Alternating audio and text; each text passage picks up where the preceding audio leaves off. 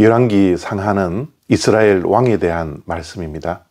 열왕기 상하 뒤에 있는 역대기 상하도 거의 비슷한 내용인 왕들에 대한 역사입니다. 그런데 열왕기서와 역대기는 내용이 비슷한 것 같지만 전혀 다른 책입니다. 열왕기서는 이스라엘이 솔로몬 이후에 두 나라로 분단되어서 북이스라엘을 중심으로 해서 쓴 말씀이고요. 역대기는 남쪽 유다의 역사를 중심으로 해서 쓴 책입니다. 그래서 구약의 열왕기서와 역대기를 읽을 때는 이런 내용을 알고 읽는 것이 좋습니다.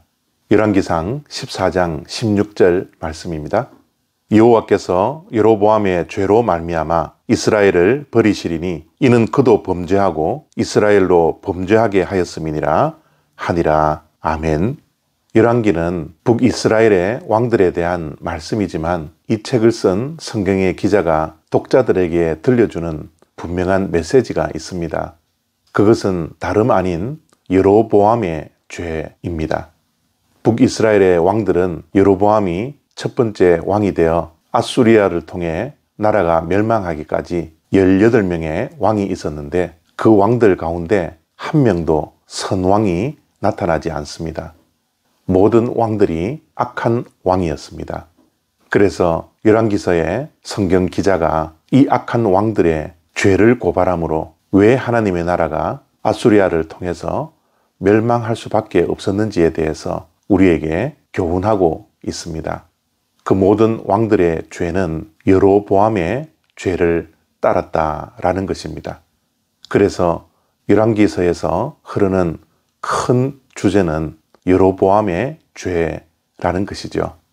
오늘 말씀도 하나님께서 이스라엘을 버리신 이유를 여로보암의 죄 때문이라고 분명히 밝혀놓고 있습니다. 그렇기에 우리는 여로보암의 죄가 무엇인지를 분명히 알고 있어야 합니다.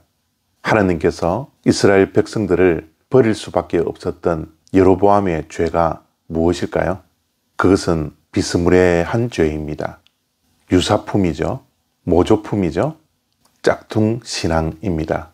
신앙의 겉모습은 갖추고 있었지만 그 안을 자세히 들여다보면 하나님의 말씀을 따르지 아니하고 자기의 마음대로 자기의 소견에 옳은 대로만 겉으로만 신앙생활을 했다라는 것입니다. 오늘날 우리들에게도 이 여로보암의 죄가 우리의 신앙 가운데 있는지를 늘 살펴보시고 조심해야 합니다.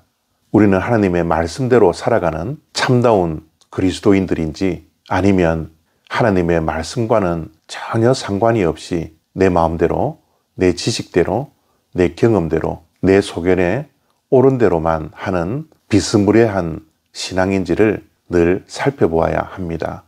이 죄는 결코 가볍게 여겨서는 안 됩니다. 이러한 죄는 전염성이 굉장히 강합니다.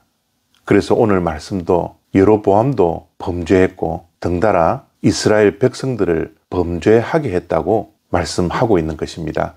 그렇기에 우리 안에 내재되어져 있는 죄가 결코 가볍지 않다는 것을 우리는 반드시 기억해야 합니다.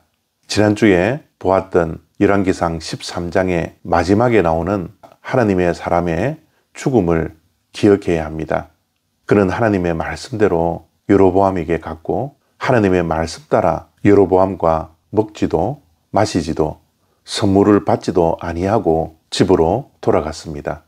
그런데 늙은 베델의 선지자의 거짓으로 인하여 하나님의 말씀에 끝까지 순종하지 아니하고 억울한 죽음을 당하게 되었죠. 그 말씀을 통해서 하나님은 결코 죄를 용납하지 않는다라는 것을 우리는 기억해야 합니다.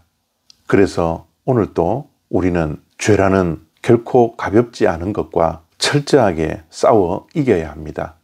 그 싸움에 승리하기 위해서는 우리에게 여로보암의 죄, 비스무리한 죄가 우리 안에 있는지를 늘 살펴보고 고쳐 나가야 합니다.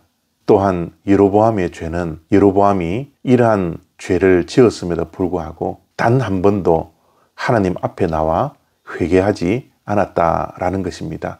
우리는 완전하지 않습니다.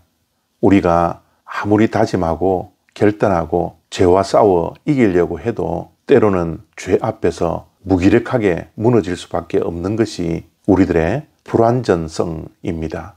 그렇기에 우리가 하나님 앞에서 죄를 짓고 하나님께서 어떤 모양으로든지 우리의 신앙의 양심을 찔러 우리의 죄가 발견된다면 하나님 앞에 철저하게 나와 통회하고 자복하며 회개해야 합니다. 회개는 하나님 앞에서 뻔뻔하게 할 수 있도록 계속해서 하나님 앞에 나아가야 합니다. 그러면 우리를 끝까지 사랑해 주시는 하나님께서 하나님의 긍휼로 하나님의 자비하심으로 우리의 회개를 받아주시고 우리를 용서하실 것입니다. 회개한다면 용서받지 못할 죄가 없다라는 사실을 우리는 기억해야 합니다. 그래서 매일매일 우리들의 삶은 죄와 철저하게 싸우는 영적 싸움에서 승리자가 되어야 하지만 그와 함께 늘 하나님 앞에 나가 회개할 수 있도록 하나님 앞에서 진실한 마음을 통회하는 마음을 달라고 늘 하나님 앞에 기도해야 합니다. 오늘도 이 말씀 붙들고 이 세상에서의 영적 전쟁터에서 승리할 수 있는 저와 여러분들이 다 되시기를 바랍니다. 감사합니다.